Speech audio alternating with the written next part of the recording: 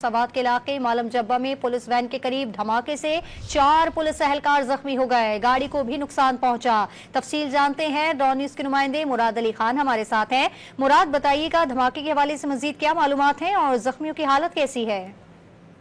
जी बिल्कुल, ये अफसोसनाक वाकया स्वात के तहसील चारबाग मलमजबा रोड पर पेश आई है, जहां पर वीआईपी मूवमेंट हो रही थी और उसकी सिक्योरिटी के मामूर जो पुलिस मोबाइल थी उस पर धमाका हुआ है। फिलहाल ये कंफर्म नहीं कि आईडी ब्लास्ट है या किस नौयत का धमाका है। डीआईजी मोहम्मद अली खान के मुताबिक अब तक इस हमले में जो है 4 पुलिस एहलकार जो है वो जख्मी है।